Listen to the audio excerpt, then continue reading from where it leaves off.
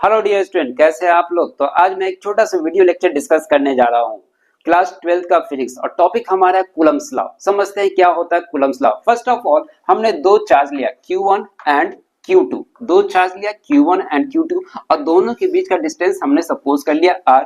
Okay, अब ये जो आपका सेटअप है, ये सेटअप कहाँ है? वैक्यूम में। सेटअप कहाँ पे? वैक्यूम में हमने रखा है। ओके, क्या कहता है कूलम्ब्स लॉ का स्टेटमेंट?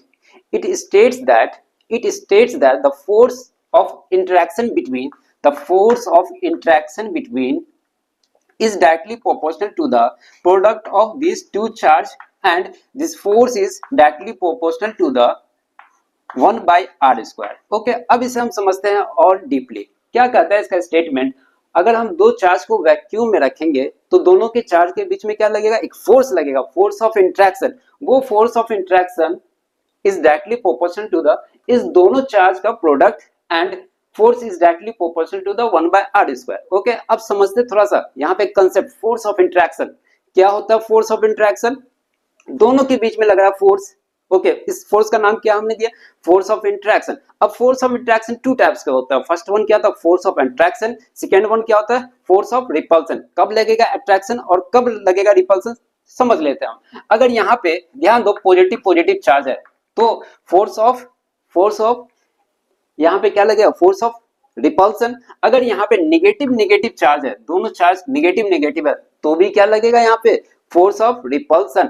अब सपोज कर लो इसके पास पॉजिटिव और इसके पास नेगेटिव चार्ज है, तो क्या लगेगा? फोर्स ऑफ अट्रैक्शन लगेगा। ओके, तो ध्यान देना, अब ये जो फोर्स ऑफ इंट्रैक्शन है, ये इसे मान लेते हैं इक्वेशन नंबर 1 और इस फोर्स ऑफ इंट्रैक्शन को मान लेते हैं इक्वेशन नंबर 2। दोनों को कंबाइन करेंगे, then F is directly proportional to Q1 and Q2 divided by R square.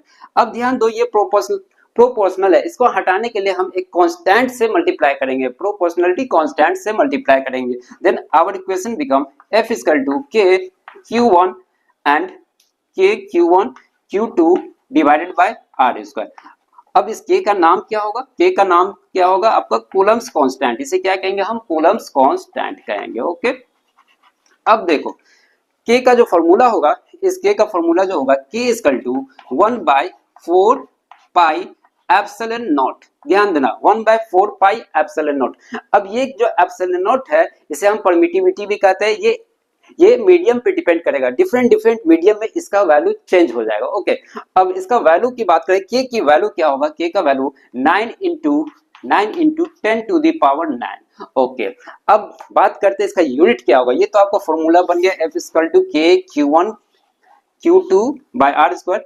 अब K कई बार एग्जाम में पूछा गया K का SI यूनिट, तो SI यूनिट भी हम निकाल लेते हैं। यहाँ पे ध्यान से देखना, बहुत आसान है निकालना। फर्स्ट ऑफ ऑल हम यहाँ पे फॉर्मूला लिखते हैं F equal to K Q1 and Q2 divided by R square. हमें निकालना K का है SI यूनिट। K को हम एज इट इज यहीं पे रहने देते K, और फोर्स या ये रहा, ये R स्क्वायर को हम इससे यहाँ ले जाएंगे तो मल्टीप्लाई होगा, और ये K से मल्टीप्लाई है तो यहाँ पे क्या होगा? डिवाइड हो जाएगा। ओके, अब ध्यान देना, फोर्स का यूनिट क्या होता है? न्यूटन।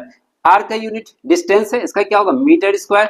और हम यहाँ पे क्या लिखेंगे? चार्ज है, चार्ज है क्या होता है? Coulomb square. तो फाइनली K का जो SI यूनिट होगा, K का SI यूनिट जो होगा क्या होगा आपका?